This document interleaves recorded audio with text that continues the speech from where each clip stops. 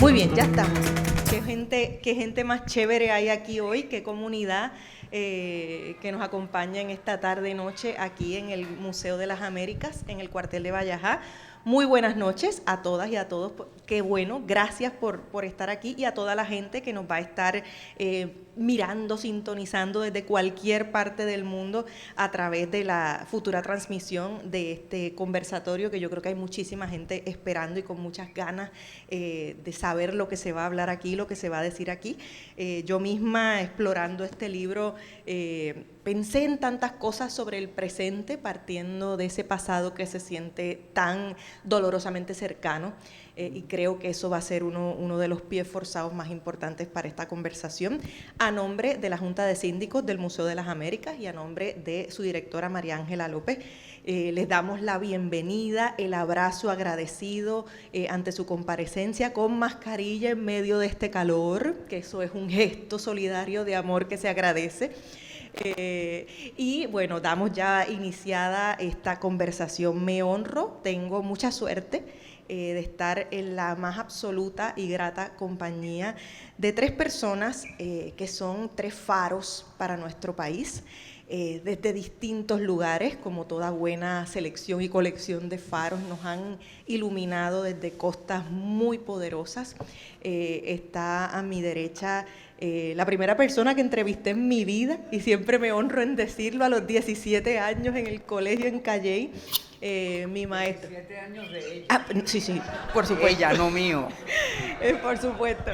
Está con nosotros el maestro, el amado, el escritor, el artista y el pensador de nuestro país, Antonio Martorell. Gracias por estar aquí. Buenas noches.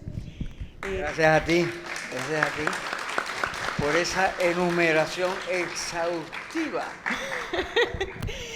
También a mi derecha me acompaña alguien que acabo de conocer, pero que habiéndolo leído siento que lo conozco hace mucho, un historiador que ha mirado con la buena lupa de la sensibilidad, con la buena lupa del rigor, nuestro pasado, iluminando nuestros futuros, nuestro historiador Gervasio L. García. Buenas noches.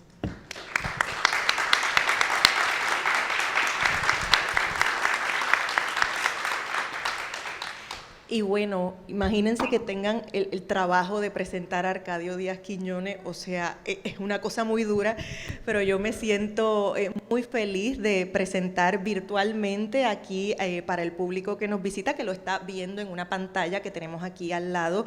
Se ve más alto, más grande que todos nosotros, Toño, esa es la verdad. Está con nosotros una persona que desde que comenzó a mirar a nuestro país, a escribir en torno a nuestro país, desde que comenzó a nombrar fenómenos particulares de nuestra cultura, nos ha permitido entendernos mejor, nos ha permitido establecer conexiones más concretas, y ha no solamente sido faro en la costa, también yo creo que ha iluminado muchos caminos de entendimiento desde afuera de nuestro país y desde adentro de nuestro país. Es el maestro pensador Arcadio Díaz Quiñones. Buenas noches, Arcadio, gracias por estar con nosotros. Gracias. Bien, bueno, siempre que nace un libro, antes esto no se acostumbraba de presentar como tal los libros de la forma en que ya están acostumbrados estamos ahora. Antes los libros un poco nacían y circulaban y luego el boca a boca y luego quizás ocurría algo más. Pero hace un tiempo ya, unas cuantas décadas, se acostumbra con mucha fuerza en las últimas presentar los libros, decir aquí está esta pieza. Y yo creo que es un gesto muy lindo porque un libro es una cosa viva. Un libro es un parto también, de eso les puedo contar yo. La única cosa que yo les puedo contar a estos hombres, de eso sí les puedo contar.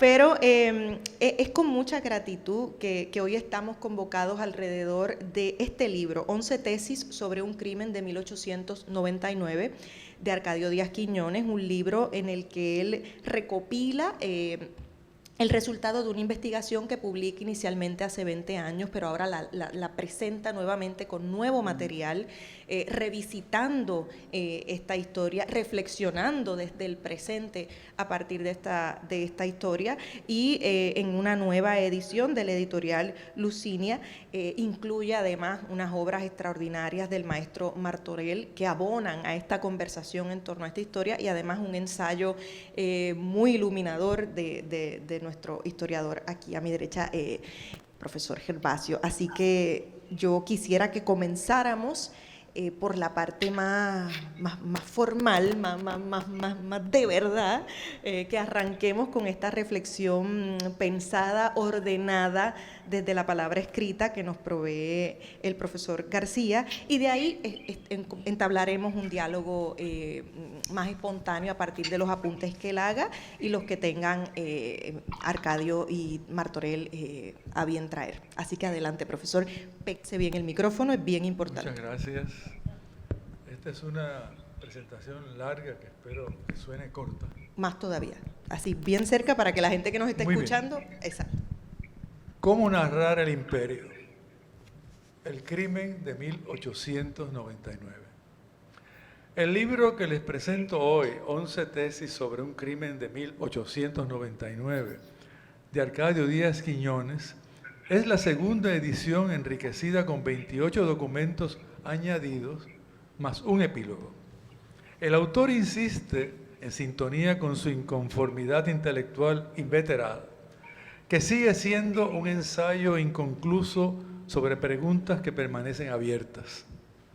Ante la complejidad del imperio, sigue siendo un relato sin final. Un libro que inspira 11 lienzos del artista más excelso no es un texto de ocasión. Es extraordinario que hoy nos convoquen un historiador irrepetible, un pintor deslumbrante, un cochero orgulloso y unos yanquis ilustrados y compasivos. Fiel a su temprana convicción de que con los residuos y los fragmentos se construye una cultura, Arcadio descubre en el crimen de Caguas de 1899 una de las claves centrales de nuestra historia contemporánea: el colonialismo negociado.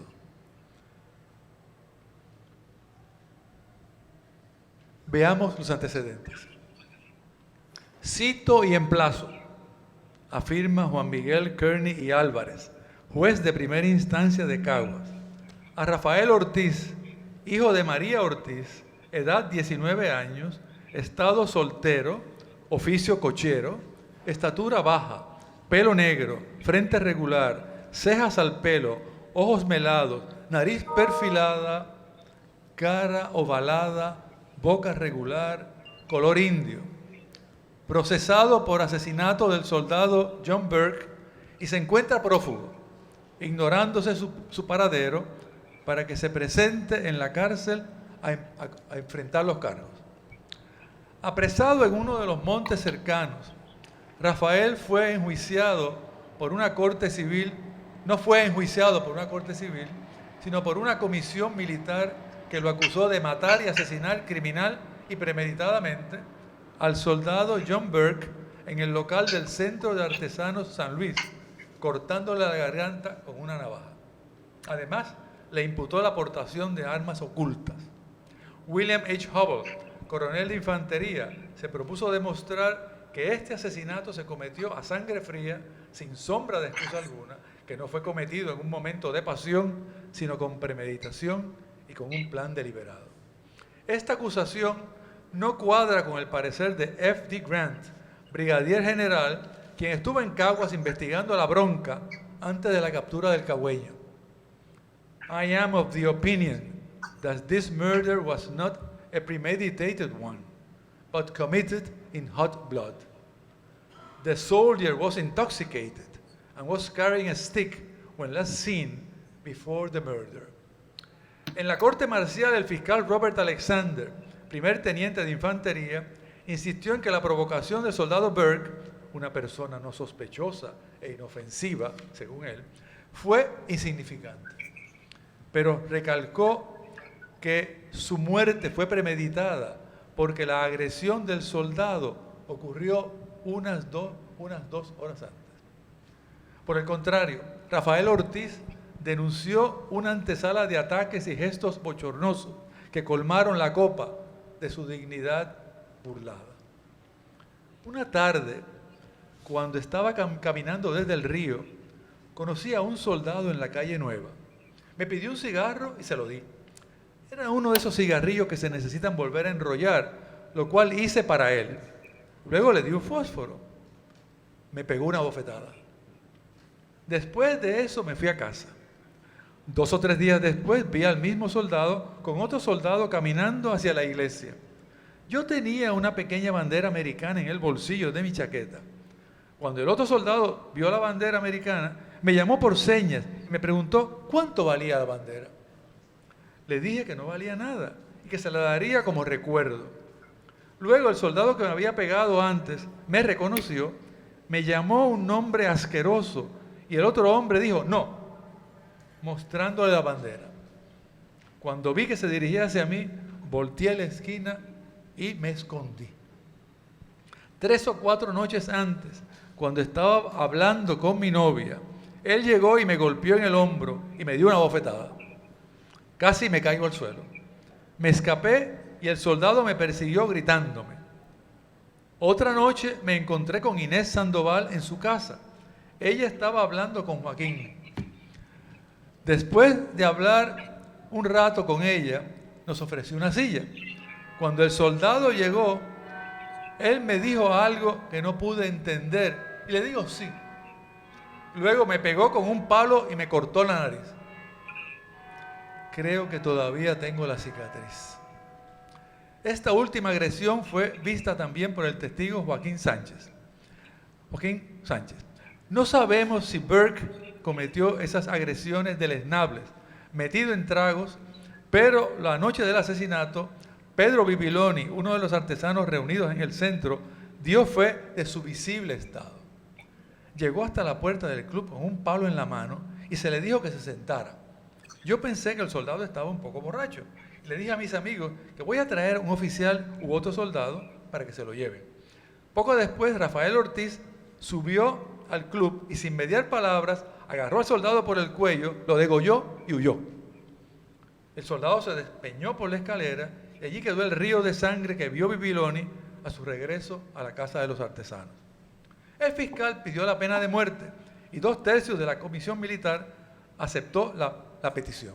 Es decir, suscribieron la versión del crimen premeditado y no entendieron que la rabia y la vergüenza de la humillación pública no tienen horas de expiración, y menos frente a una novia dolida y humillada. Quien sí lo vio mejor y más políticamente fue el general Guy V. Henry, a la sazón gobernador militar de la isla. Tal vez por su experiencia militar previa, puso en perspectiva imperial el crimen de Caguas. Henry tuvo una destacada participación en la Guerra Civil estadounidense, en la que ganó la Medalla de Honor, la Guerra Civil norteamericana, estadounidense. Pero fue en las guerras contra las naciones indígenas donde ganó su reputación como combatiente. Hasta 1871, el Congreso de Estados Unidos consideró a los Native Americans como separate nations, hasta que empezó a despojarlos de las tierras codiciadas y a recluirlos en reservaciones. Los indígenas no se dejaron y repudiaron y repelieron las expulsiones. Henry luchó contra los Cheyennes, los Apaches y los Sioux, y en la batalla de Rosebud perdió la visión de un ojo que le valió el ascenso a brigadier general. Participó también en la campaña de Wounded Knee, en la que se dio la última gran batalla contra la nación Sioux. Este enfrentamiento culminó en la masacre de Wounded Knee, donde cerca de la mitad de los muertos fueron hombres, muchos de ellos desarmados, y el resto mujeres y niños asesinados por una tropa indisciplinada. Al gobernador militar Henry, condecorado exterminador de Native Americans, le tocó entonces enfrentar el problema político de un mulato criollo condenado a muerte por matar a un soldado yanqui ebrio, que lo denigró y agredió repetidas veces a la vista de su novia, sus amigos y sus vecinos. Este alboroto antipático contrastaba con la tranquila ocupación militar de un país acogedor que no lloró el fin del colonialismo ibérico después del picnic de la invasión del 98. En la guerra clásica, las líneas de combate son claras, pero en la ocupación militar de ciudades, lo más delicado en una guerra, se diluyen porque los civiles son en abstracto el enemigo. Por lo tanto, el veterano curtido en tantas luchas frontales tiene que aprender otras reglas, otras maneras sesgadas de manejar al contrario sin uniformes ni armas expuestas. Es decir, repensar lo aprendido en la academia militar. Arcadio lo resume con más fuerza. En 1899, la ley marcial del Estado Imperial chocaba con la ley no escrita de la cultura puertorriqueña que obligaba a limpiar una afrenta con la muerte del transgresor. El general Henry desata el nudo de ese choque entre lo político y lo militar con una mezcla de tacto imperial y de un desprecio crudo de las clases populares. Trata de desmentir de entrada la versión del tribunal militar de que el crimen fríamente calculado justifica la pena de muerte y de que ésta mermará su posible repetición. Algo que es indefendible, según Henry, por lo llenas que están las cárceles en la isla. En su afán de ganar la guerra después de la guerra, Henry apuesta a una salida política con una franqueza desarmante. En vista del hecho que es bien sabido que los soldados destacados en Cagua frecuentemente molestan a los habitantes, deberían defenderlos y no atormentarlos. Y además, en vista del hecho de que el asesino fue golpeado en la cara por la supuesta víctima en la tarde en que el crimen fue cometido, y considerando además que el asesinado habría interferido con los derechos individuales del condenado y que le habría pegado y molestado en otra ocasión, provocando así que el asesino recurriese al medio habitual de venganza. El comandante del departamento cree que en este caso la justicia reclama que no debe ser aprobada la pena de muerte. Sonaba como el abogado de Rafaelito. Henry sabía que poco valía ganar la batalla armada si se perdía el forcejeo civil, el control de la retaguardia, de la factoría azucarera, del mercado de mercancías y del punto militar estratégico. Prevalecer en la guerra y perder las mentes de los indígenas es perder el botín. Así que muchas cosas valiosas están en juego detrás del crimen de Caguas. Henry lo vio claro y rechazó la seductora pena de muerte. Por consiguiente, propone una condena de prisión perpetua en una cárcel norteamericana porque, cito, en Puerto Rico la cadena perpetua no tendría ningún efecto moral en la gente de la isla, puesto que a los asesinos se les considera tan buenos como a los hombres recluidos por delitos menores. Fin de la cita. Además, insiste, como si fuera poco lo anterior, en que sirva de ejemplo saludable aquí donde los asesinatos se ven tan a la ligera. Así, lo que parecía un episodio pueblerino más, sacudió la historia inmediata y obligó a repensar la naturaleza de la ocupación militar. Ya las tropas no podían imponer caprichosamente el dominio de las armas, sin medir sus efectos políticos y culturales. A petición de Henry, el presidente William McKinley conmutó la pena de muerte por prisión perpetua y como prisionero federal, Rafael fue enviado a la prisión de Stillwater en Minnesota. En 1902, el gobernador civil de la isla, William H. Hunt, redujo la sentencia a 5 años de confinamiento.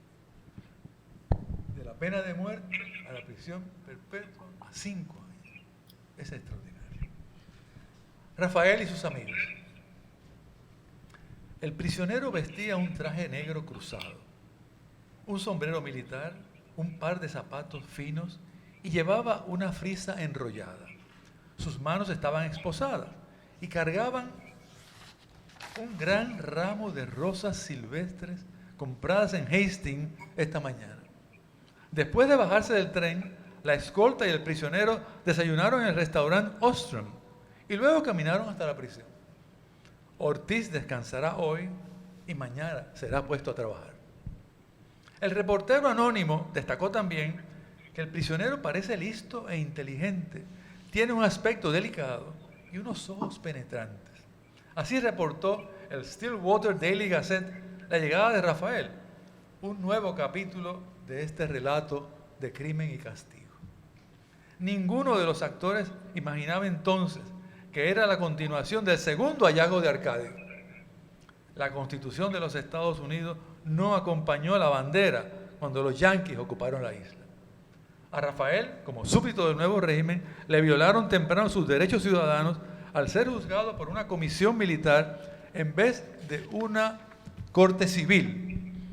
Así lo denunció el abogado John W. Willis, exhortado a gestionar la liberación de Rafael por John Lind, gobernador de Minnesota.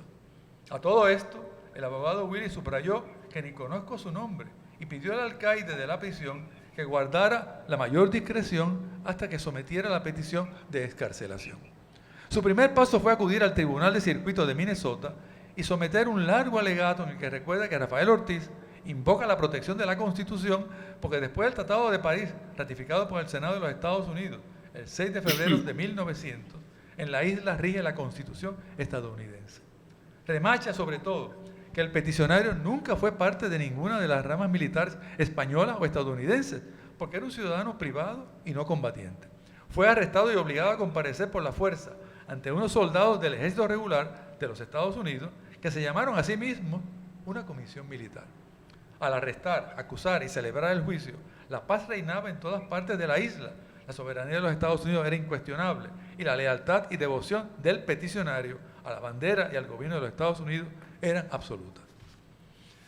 El acusado no fue juzgado en público ante un jurado imparcial, ni se le permitió carearse con los testigos, ni citar testigos a su favor. Es el rechazo precoz de lo que se llamó luego los casos insulares, venteados en las cortes estadounidenses entre 1901 y 1922, que sostienen hasta el día de hoy que Puerto Rico es un territorio no incorporado, que pertenece pero no es parte de los Estados Unidos y por tanto se conceden unos derechos fundamentales, pero no todos los derechos que disfrutan los ciudadanos del norte. El licenciado Willis no cuestionó el dominio imperialista del territorio, pero sí el atropello de negar a los boricuas los derechos de ciudadanos plenos. En la isla, un año antes, José Julio Ena, amigo y compañero de lucha de Betances y un anexionista de verdad, se adelantó al abogado Willis y cuestionó lo mismo. Dijo Ena, el gobierno militar en tiempos de paz es desmoralizante y degradante. Como su efecto más directo y natural es silenciar la ley, desvirtúa el principio de que el gobierno norteamericano es un gobierno de leyes y no de hombres.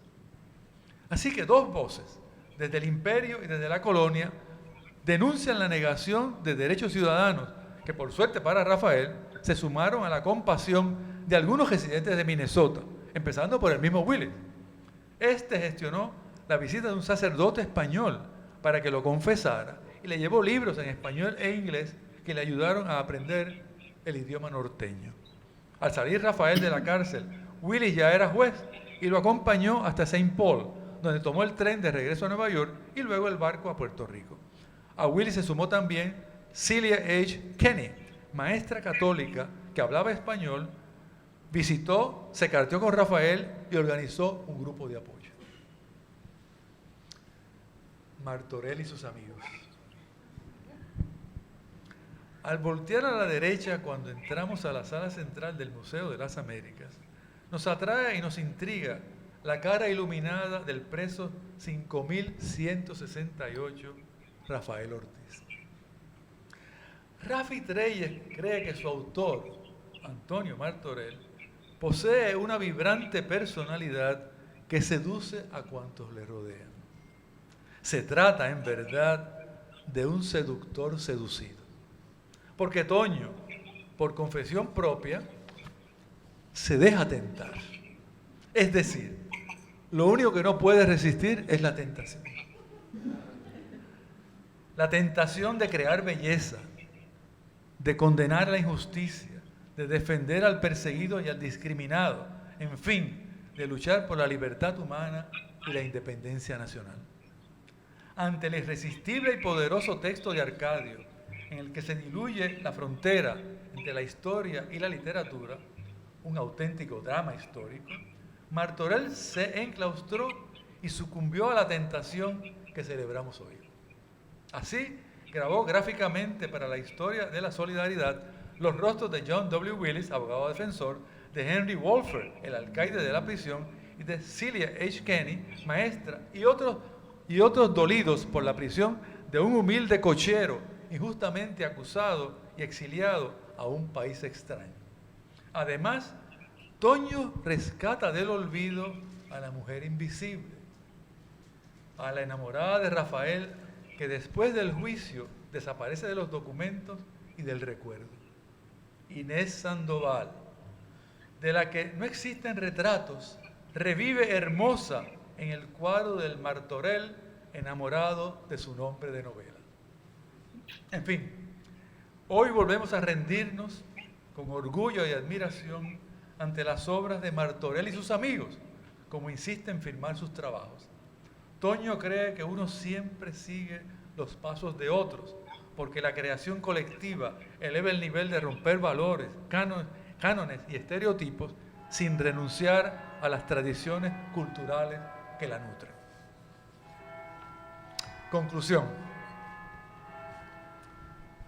Los filósofos no han hecho más que interpretar de diversas maneras el mundo, pero de lo que se trata es de transformarlo. Es una cita, es la 11ª tesis de Marx, de su ensayo Tesis sobre Feuerbach, que nos ayudan a entender el título del libro de Arcadio. El texto de Arcadio nos mueve a pensar en la persistencia hoy del antiguo régimen del 98, cuya agenda perversa de libertades negadas o recortadas no acaba de morir. Y nos conmueve también por el drama de honor dentro del drama político.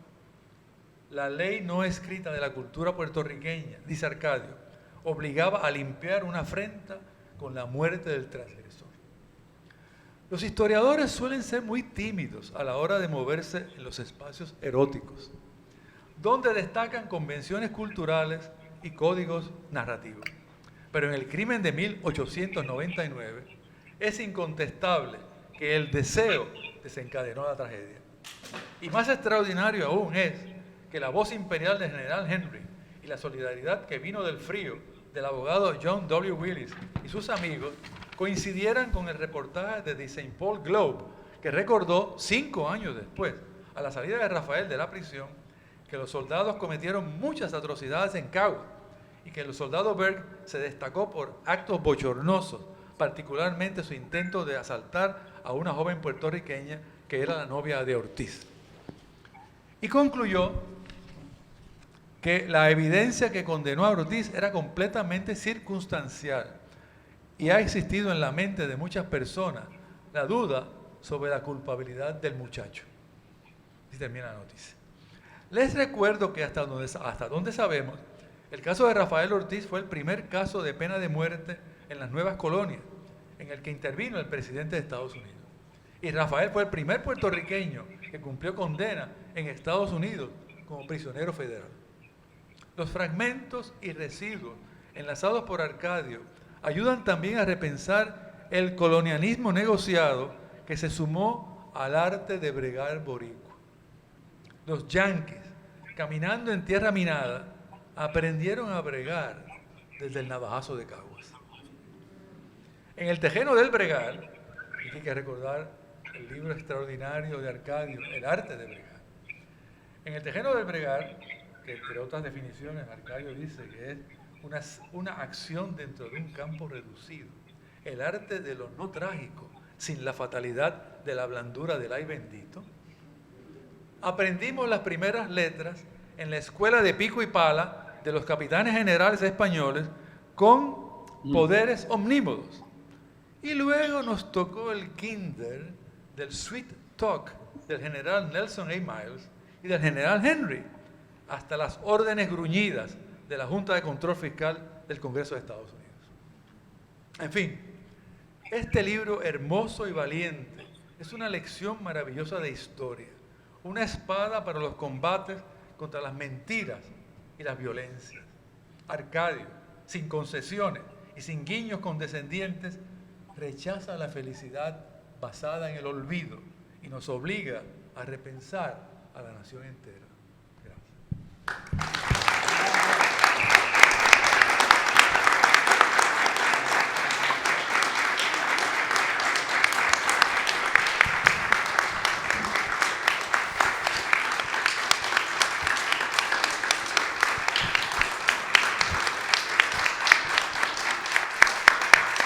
Muchísimas gracias, profesor. Gracias por este recorrido. Yo creo que hemos cabalgado junto a usted cada una de estas páginas, hemos imaginado, hemos revivido esta historia que algunos ya han leído en el libro o en el ensayo previo. Y verdaderamente ha sido la mejor embocadura para lo que viene ahora. Así que muchísimas gracias por la generosidad de compartir con nosotros este texto. Ahora sí me gustaría partir de algunas de las provocaciones que nos lanza el profesor García y comenzar directo contigo, Arcadio, y preguntarte, o más bien pedirte que elabores un poco más en torno a esta idea del colonialismo negociado. Si hay una cosa que me ha hecho pensar la lectura de este libro, tiene mucho que ver con el tiempo que estamos viviendo. Yo creo que en Puerto Rico sentimos una especie de erosión de nuestras instituciones, de erosión de esa cosa que nos mantiene pegados como país, como nación. Hay una intención, a veces por diseño, a veces por desidia, de romper esto que es tan nuestro y que es muy fuerte, pero está bajo asedio.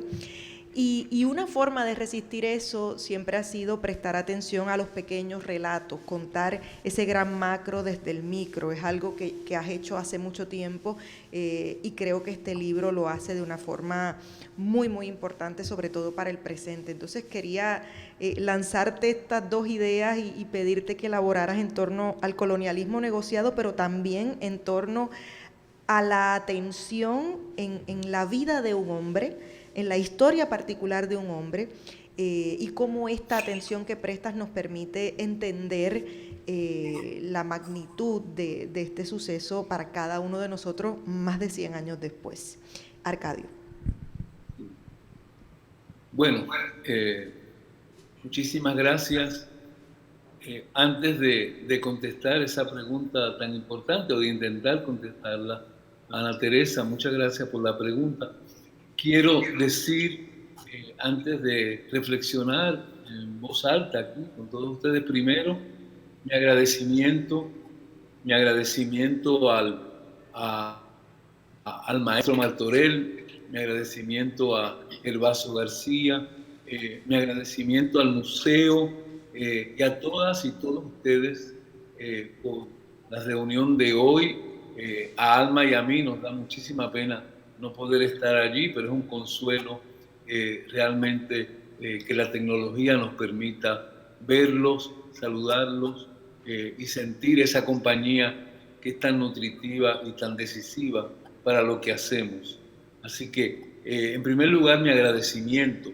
Y también, claro, quiero agradecer al colectivo editorial Lucinia, quien publicó la primera edición y ahora la segunda de este libro, y antes de Lucinia a la revista OPSI del Centro de Investigaciones Históricas, porque en realidad esa revista publicó el primer ensayo y es una muestra de una revista que abrió las páginas para un escritor como yo, que en realidad es un historiador amateur, y sin embargo abrieron las páginas y me publicaron ese texto que está escrito en colaboración con mucha gente que no tengo tiempo de agradecer aquí. Quiero decir también, ustedes que han visto el libro, el ensayo está dedicado al escritor argentino Ricardo Piglia, al gran escritor Ricardo Piglia, quien fue compañero mío aquí en Princeton cuando enseñábamos juntos en la universidad y conversamos mucho sobre el crimen de Caguas cuando yo estaba trabajando eso. Y Piglia, en efecto, decía, bueno, esto es para un documentalista, esto es para hacer un film, esto parece casi una novela, en efecto, es como un guión, y me ayudó mucho a pensarlo. Así que quiero recordar aquí y homenajear la memoria de Piglia y su interés por lo puertorriqueño y Puerto Rico. Y claro, estamos en el museo con la obra de Martorell, que he visto en imágenes que Toño gentilmente me ha enviado y del museo también.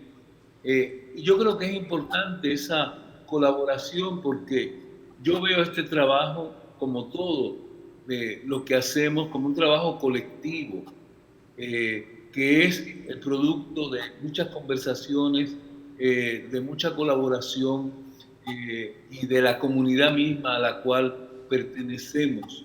Es difícil hacer nada sin ese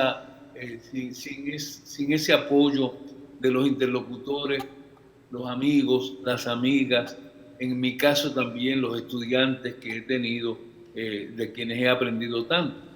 Y Martorell, me interesa agradecerle porque hay algo que nos une hace muchos años y es la pasión narrativa, la pasión también por el ensayo, pero sobre todo la reflexión sobre la imagen.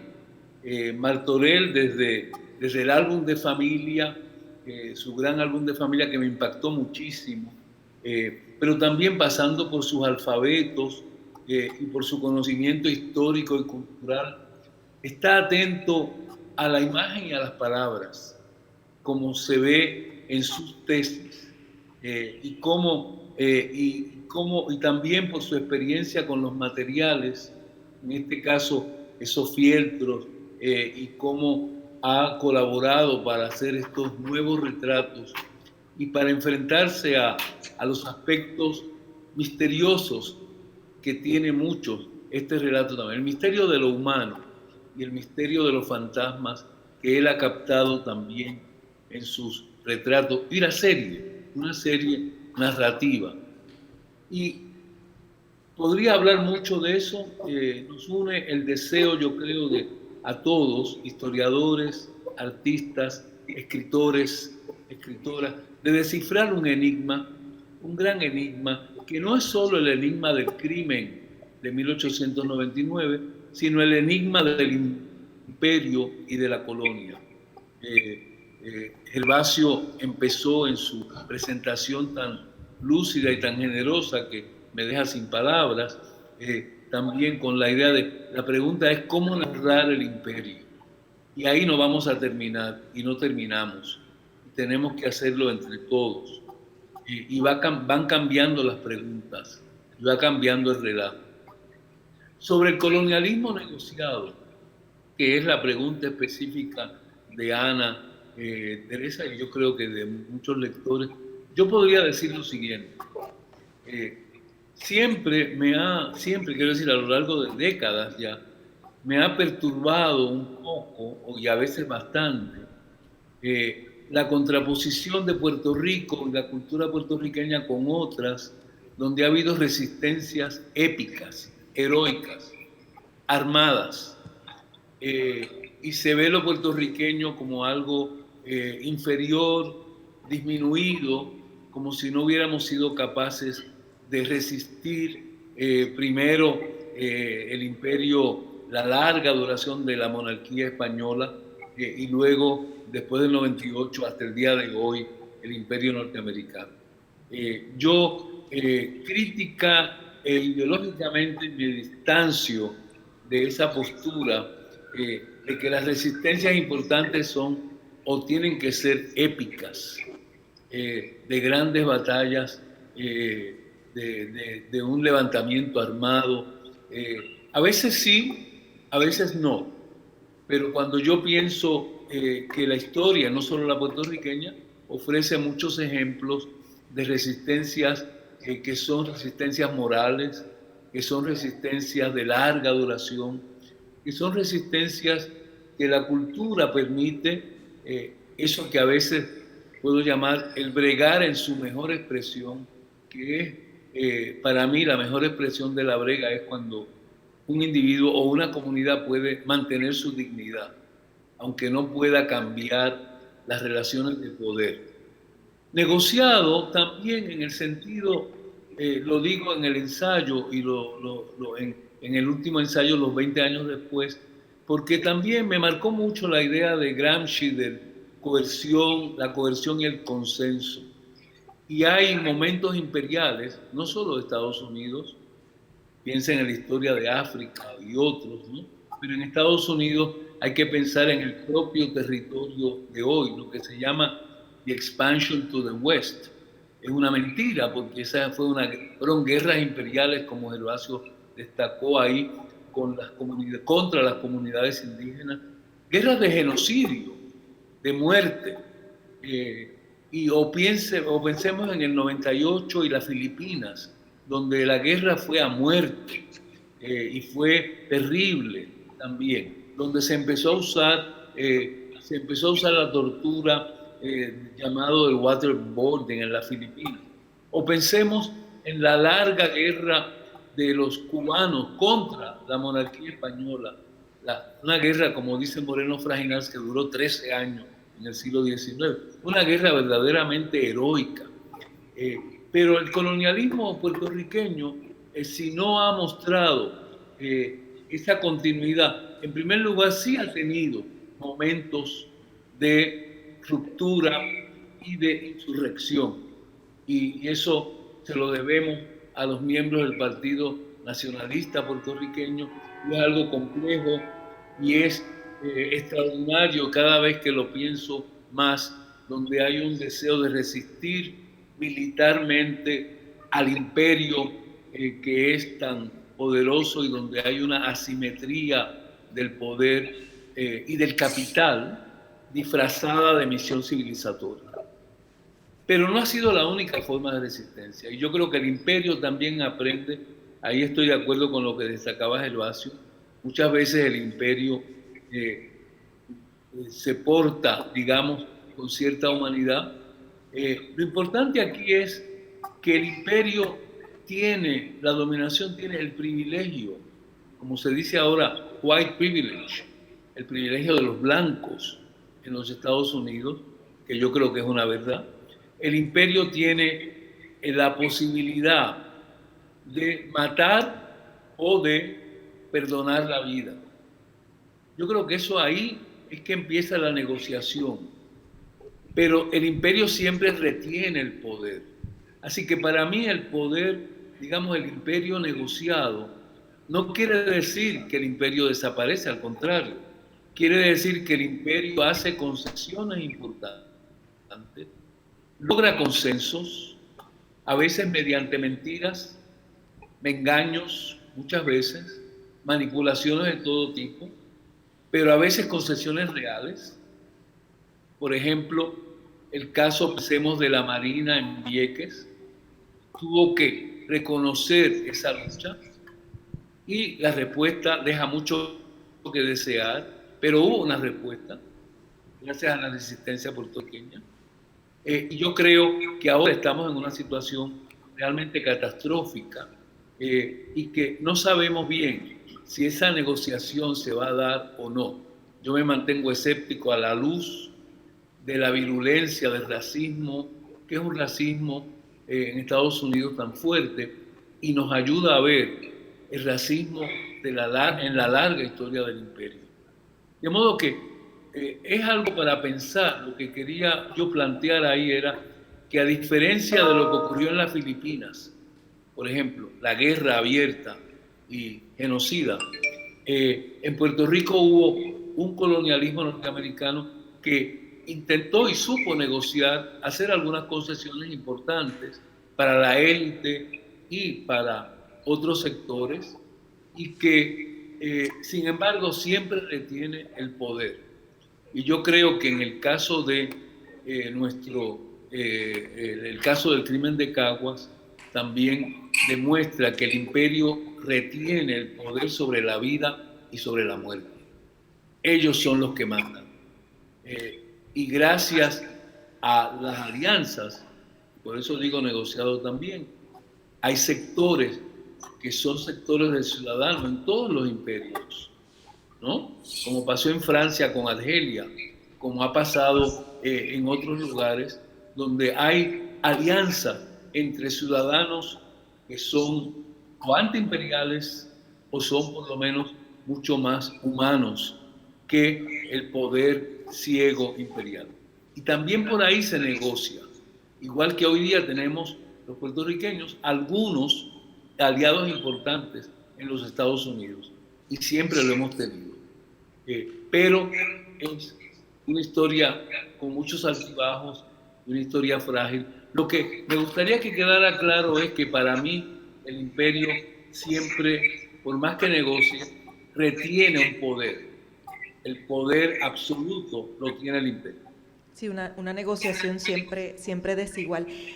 Arcadio, quisiera hacerte una pregunta más y con esa pregunta saltar al territorio Martorell, que también nos interesa mucho. En el libro se habla acerca de la imaginación como recurso de análisis. Hablabas ahorita, cuando iniciabas tus comentarios acerca de los fantasmas, esas figuras que Martorell rescata, recurriendo también a la imaginación, y en ese universo están las mujeres de esta historia, que es un tema que te interesa particularmente, y me gustaría que comentaras un poco acerca de la imaginación como recurso de análisis y cómo lo utilizaste concretamente en este trabajo, y de qué manera eso además incidió en la forma en que pudiste pensar sobre estas mujeres e imaginar cómo habría sido su vida o el rol de ellas, el papel de ellas en estas negociaciones. Sí, muy bien. Bueno, son dos preguntas y dos preguntas muy importantes. Gracias por la pregunta. Yo diría que me inspiró mucho al hacer este trabajo. Me inspiró mucho el trabajo de tantos y tantas artistas plásticos, de escritores y escritoras en Puerto Rico y en otros lugares, de cineastas, ¿no? De documentalistas.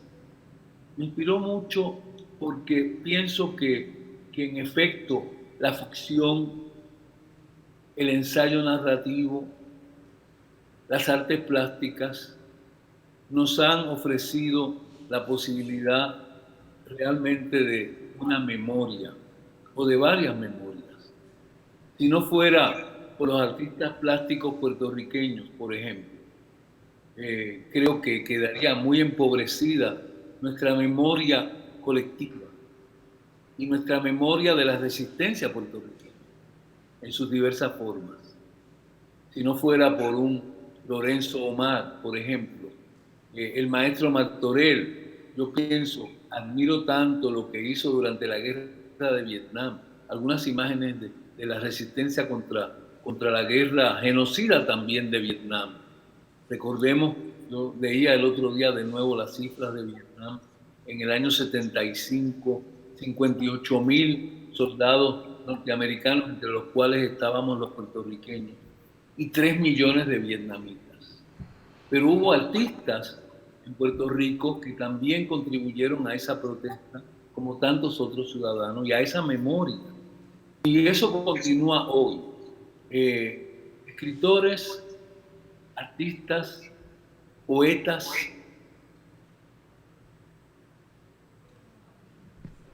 ¿no? Que han elaborado una memoria, y eso es un trabajo, que esto se continúa hoy con los lienzos de Martorell ahí en el museo, que me parece una maravilla, porque yo digo, bueno, ¿cómo para un artista como Martorell la transformación, la intervención artística no solamente crea imágenes, sino que abre la posibilidad de que esas imágenes sigan actuando? Yo creo que eso es extraordinario. Y lo mismo ocurre con otros textos de José Luis González, de Rosario Ferré y de tantos otros escritores que podríamos mencionar. Pienso que yo intenté hacer algo parecido porque me obligó la complejidad de este relato y de la historia del imperio a inventarme este género, a seguir un género establecido, que eran las tesis, que me permitía entrar y salir, que me permitía abrir puertas y a veces no cerrarlas, sino dejarlas ahí para el futuro. Porque yo sé que hay otras y otros que continuarán quizá con este mismo caso y encontrarán documentos en los archivos que yo no encontré, pero que seguramente continuarán.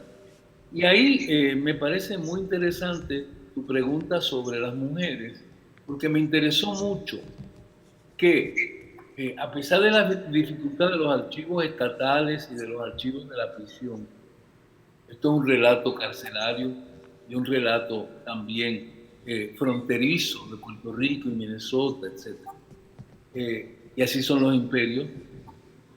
Hay figuras centrales que casi desaparecen del archivo, que son las mujeres. Y eso me plantea hoy, se plantea como una pregunta también. ¿Qué hacer?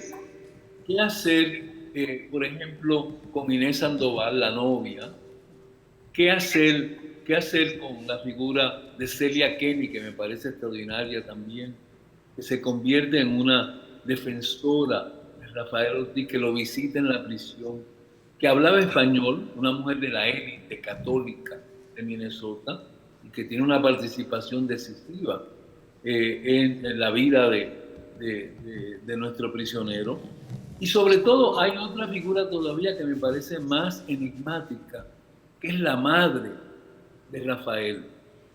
Una mujer humilde, él aparece como hijo natural en los archivos, es el nombre del apellido de ella, Ortiz. También aparece su padre, pero yo no encontré después referencia ninguna a la madre de Rafael.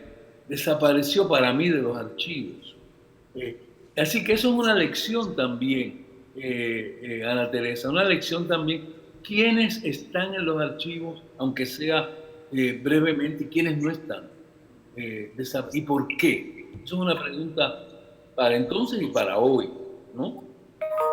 Claro que también tendría que decir que ahí, por ejemplo, el maestro Martorell se inventa una imagen de Inés Sandoval. Eso me parece extraordinario. Yo acabo de ver una enciclopedia brasileña que se titula Enciclopedia Negra, donde los editores le pidieron a los artistas, a un grupo de 20 o 25 artistas plásticos, que hicieran retratos de personas afro-brasileñas desconocidas o de los cuales no había ninguna imagen o no hay ningún retrato. Y esos artistas hicieron cosas maravillosas. Es decir, el retratado, el que retrata, el artista, tiene que inventarse una imagen.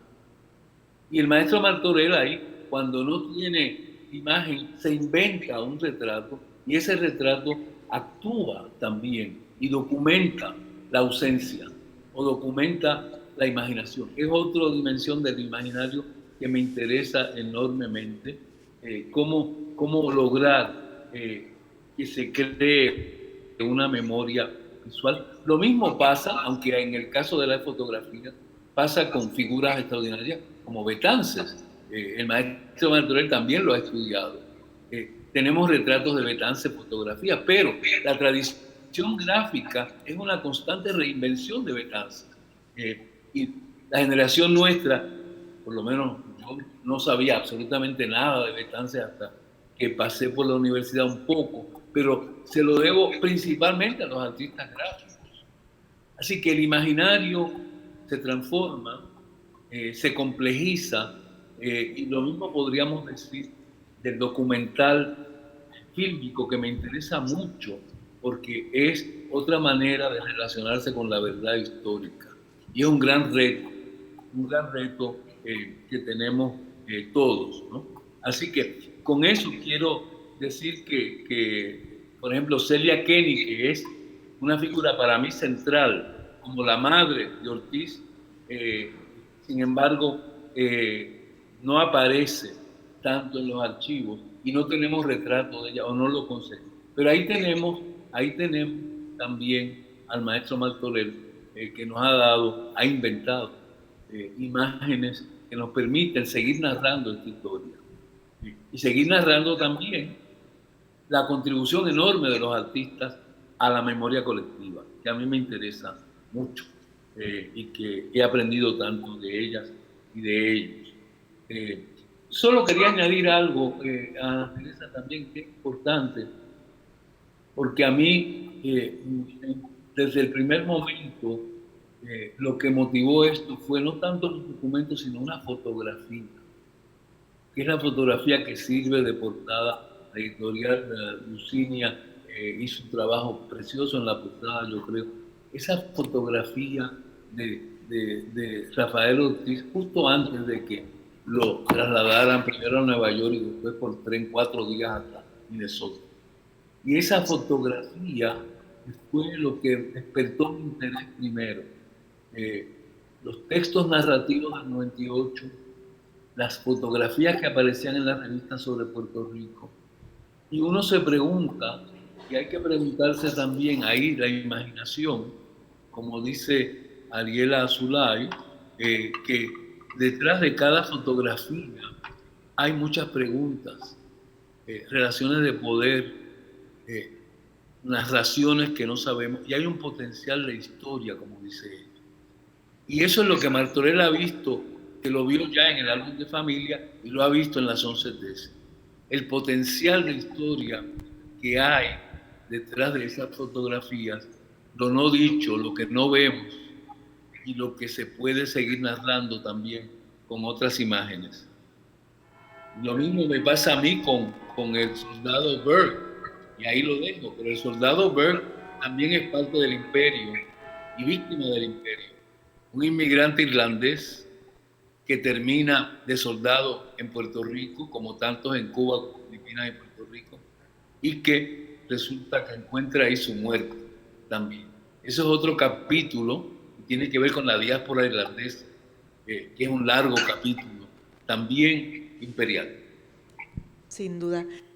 Vamos entonces ahora a agarrar esto que nos has planteado para pedirle a Martorell que nos hable de ese encuentro, primero con estas imágenes, con esta historia y cómo ese encuentro se traduce en esta obra que ya hoy hemos comentado y que está aquí en el Museo de las Américas. Ana Teresa, primero tengo que agradecer las gentiles y generosas palabras de tanto Gervasio como Arcadio, dos queridos amigos que por supuesto por amigos exageran. Y también no puedo resistirme a anotar que mientras hablábamos y escuchábamos, estaban doblando las campanas constante y consecuentemente, como un acompañamiento cuasi musical a nuestras elucubraciones. Pero debo apuntar que no doblan a muertos, aunque doblen por nosotros. Doblan por nosotros, pero doblan al despertar, al estar alertas, al estar conscientes de la complejidad y de los problemas que proponen estas 11 tesis, que como tal se mantienen abiertas como nuestra historia, inconclusa y amenazada siempre. Es una provocación. Tengo que confesar que en mi temprana juventud a veces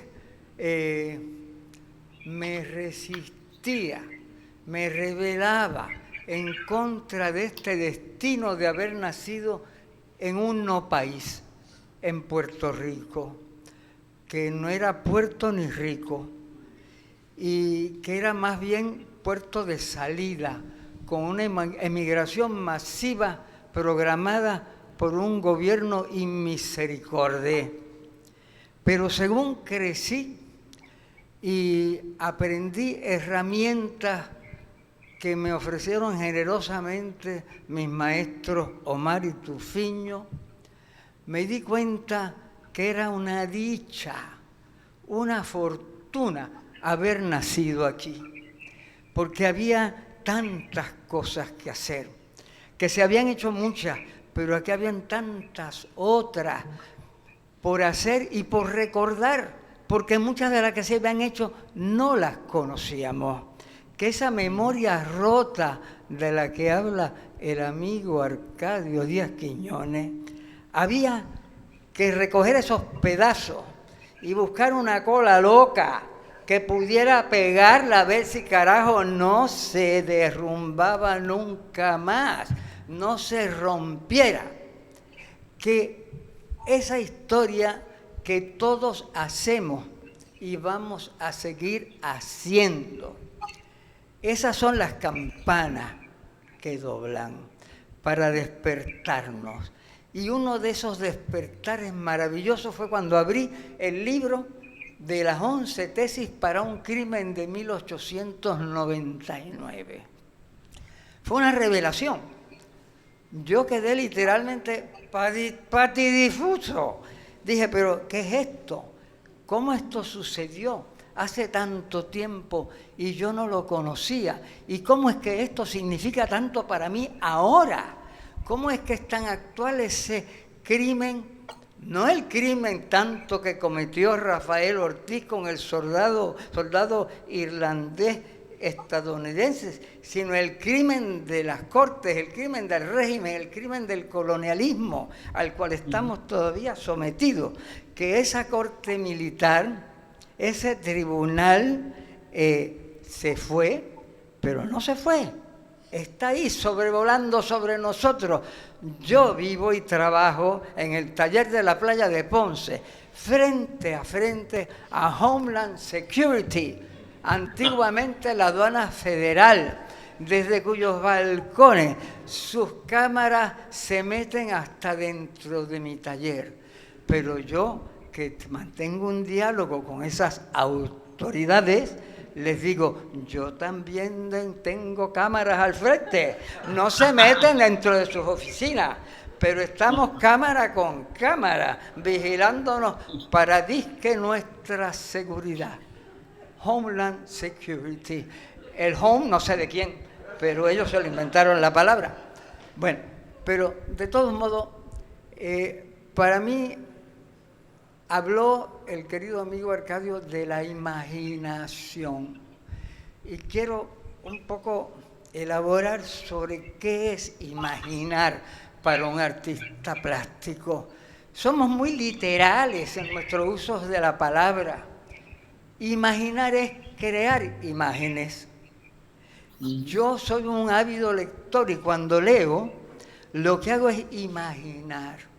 Las palabras se convierten en signos, los signos se convierten en formas, las formas en cuerpos, paisajes, lugares y acciones. Yo le echo la culpa a mi madre que me enseñó a leer antes de ir a la escuela. Tanto así que a veces me encaramaba en las estanterías. Tenía un librero que llevaba casi al cielo raso, de aquella casita pequeña de madera, muy humilde, pero llena de libros y de polillas. Y entonces mi madre, que leía hasta las letrecitas pequeñas en los frascos de medicina, me decía, bueno, hay libros que los niños no deben leer. Son literatura audaz. Y pronunciaba la Z, así, audaz, porque era algo lejano, prohibido, imposible. Y allí me encaramaba yo a riesgo de romperme la crisma, pero yo quería leerlo audaz, porque eso me interesaba. Lo prohibido es una tentación irrenunciable, como es la libertad. Y siendo un artista puertorriqueño, aprendí desde temprano en el taller de gráfica del Instituto de Cultura Puertorriqueña, bajo mis queridos y generosos maestros Lorenzo Mar y Rafael Tufiño, lo que es la libertad de imaginar la libertad y de crearla primero sobre papel o lienzo, formularla en palabras, pero con un destino real, tangible, colectivo y nacional. Yo lo aprendí todo junto. Para mí es indivisible. Y entonces, cuando yo abrí las páginas de ese maravilloso libro de las 11 tesis, yo dije, pero esto hay que imaginarlo. Esto hay que crear imágenes de esto. Y claro, tenía el camino fácil, porque el texto era riquísimo, tanto el de Gervasio como el de Arcadio me trazaban un camino, y además habían fotos, partes de prensa, había documentos de corte, habían declaraciones. ¿Qué declaración más maravillosa que el de Inés Sandoval, esa mujer fatal con nombre de novela que declara en corte cuando los hechos dice: yo me fui a mi casa y era la suya. Lo que pasó después yo no lo sé. O sea que ella, dicho en boricua de hoy, se culió. Sí, ella dijo, si algo pasó, yo no estaba allí. Y entonces tienes la maravilla de esa señora, Cilia, de ascendencia irlandesa, católica, de la burguesía de Minnesota, que se apiada del reo, lo visita, le escribe cartas en español que traducen al inglés para que pase la censura de la prisión, y le brinda aliento, esperanza de libertad. Y entonces también se narra en esas 11 tesis esos mecanismos, ese engranaje del poder colonial, del gobernador militar, del presidente McKinley, que luego fue asesinado en su propia tierra, o no en su propia tierra, la que habían usurpado a las tribus indígenas, ¿verdad? Y entonces el gobernador de Minnesota, que había sido senador y que le busca el abogado que logra la excarcelación después de 5 años al reo Rafael Ortiz, que entró a los 19 años y salió a los 24, y que, como yo pretendí evocar en el retrato, en uno de los 2 retratos que está él de perfil y de frente, los números, las rayas que marcan los presos en las paredes carcelarias, 4 rayas verticales y una diagonal que corta como un cuchillo, como partiendo el tiempo y haciéndolo avanzar para salir de allí. Entonces, eso para mí fue, como dice, ¿verdad?, Gervasio, y como remarca también Arcadio, una tentación. Y las tentaciones son irrenunciables. Las tentaciones son el picaporte que abre la puerta de la libertad. Por supuesto que yo también le digo a mis aprendices que es mucho más productivo, fácil y seguro ser aventurado en el arte que en la vida. Porque las aventuras que uno se lanza en el arte muchas veces podrían costarle cárcel y hasta vida a uno, pero de todos modos es un ensayo y no hemos terminado todavía. O sea que todo es un ensayo de libertad.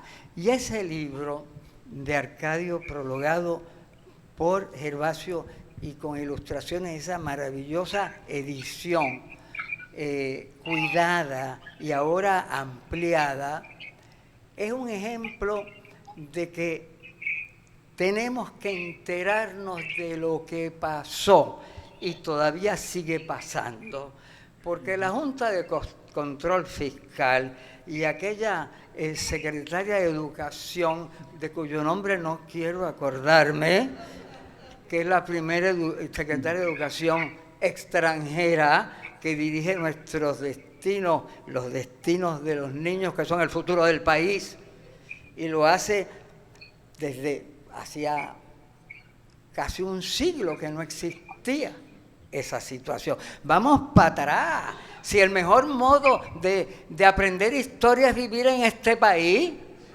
porque uno está siempre con las agujas del reloj yendo en dirección contraria. Ya yo no sé si caminan para adelante o para atrás. Si es que este libro es indispensable, realmente hay que leerlo y hay que interpretarlo a la luz y al sonido de esas campanas de iglesia que tan generosamente nos despiertan, porque estamos en un momento de despertar. Yo creo que este es el mejor momento que ha vivido este país en mucho tiempo, y sobre todo en las artes todas. Nunca he sido testigo y parte de un momento donde hay tanta calidad, cantidad y variedad de expresiones artísticas. Es una maravilla ser parte todavía, y hago énfasis en todavía, dividiendo la palabra en toda y en vía, en la totalidad y en los caminos, de ser parte de esto y de que despertemos todos juntos. Muchas gracias.